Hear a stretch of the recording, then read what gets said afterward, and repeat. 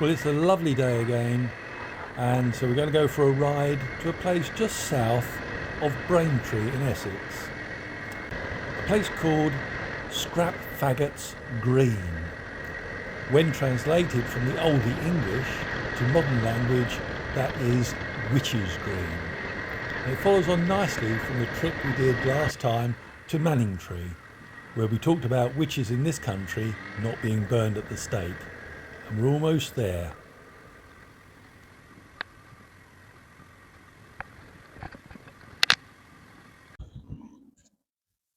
Well, here we are in the car park of the Castle Inn in Scrap Faggots Green. A lot of people would prefer you call it Great Lees. But Scrap Faggots Green got its name from a lady called Hughs, who was accused of witchcraft and also accused of murdering her husband. And if you followed my previous post from Manningtree last week, you will know that Anne Hughs was accused of having an adulterous affair. And in all probability, it was her lover who murdered her husband. Anyway, Anne was buried at the crossroads just over there, and we will go and have a look at where she was buried very shortly. She was buried at the crossroads because she was denied burial in consecrated ground. Quite often people are buried at crossroads in these circumstances because the crossroads belonged to nobody, so there were no burial charges to pay. But also, many would say that it is to confuse the spirit if it returns, not knowing which way to go. Anne was buried just over there by the entrance to the car park, and a stone was put on her grave, as was the custom. It was placed there to keep the spirit and stop the spirit returning. And for many hundreds of years, Scrap Faggots Green, Great Lees, went along its merry way until 1944, when the Americans arrived. And the Americans were building an air base, a Broomfield, and the road was too narrow for some of their wider trucks. So the commanding officer decided to widen the road, sent in the bulldozers, and they dug up the stone. And rumour has it, they found human remains. From that time, strange events started happening within the village. Chickens stopped laying, cows stopped giving milk, became dry, church bells would ring at unusual hours, and even the famous expert on paranormal activity, Harry Price, got involved and gave his opinion that this stone should be replaced, and even suggesting that the bones should be buried in consecrated ground at the local church. Anyway, with due ceremony, this was performed, and after that, the strange happenings ceased. So it's a little story about Essex, and one that I love. This place, the Castle Inn, makes claim to being the longest licensed premises in Britain, being mentioned in the Domesday Book. But a lot of inns were mentioned in the Domesday Book, so they all make similar claims. After Anne Hughs was buried here, the inn changed its name to St Anne's Castle.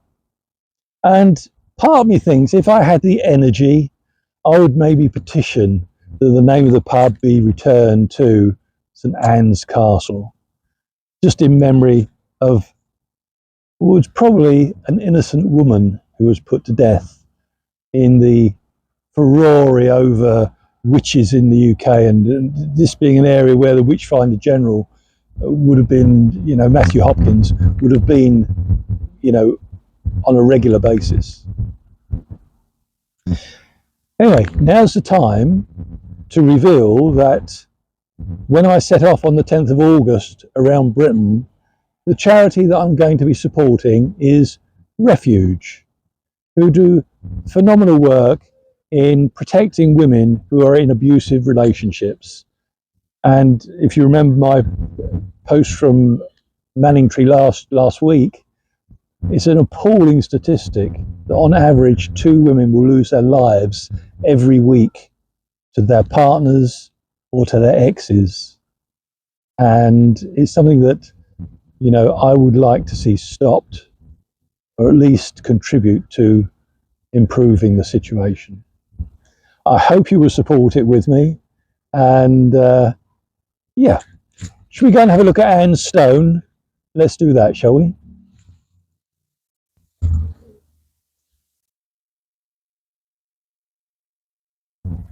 Let's take a stroll across the car park now and have a look where Anne Hughs was buried.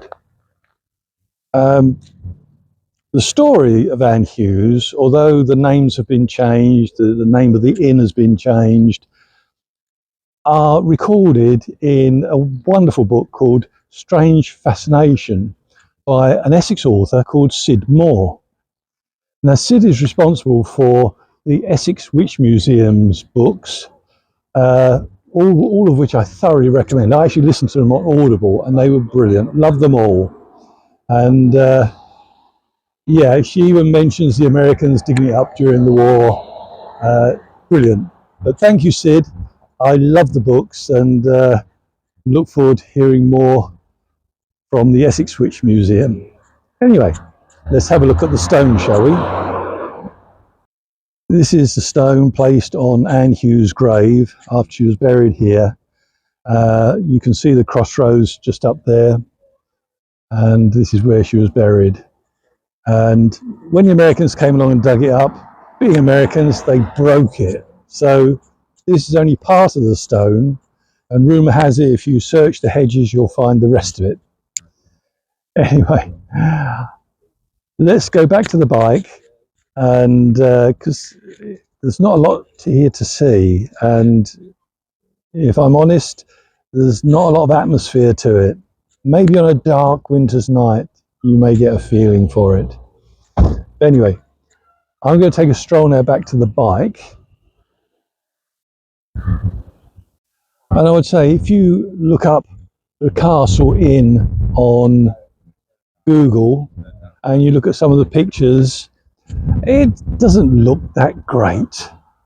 But trust me, this is not the original building. This is only about 100 years old. The original being burnt down in a fire. But what I would say, what waits for you here is good food, a nice pint. I was only on Coke, so I'm on the bike, and a warm welcome. So thoroughly recommend the castle to you. Give it a go, and yeah, I hope you've enjoyed the video. If you have, please subscribe to my YouTube channel. If you're on Facebook, like and share. It's all about the charity, and have a wonderful day. Enjoy the weather while you can, and I look forward to speaking to you soon. Have a great day.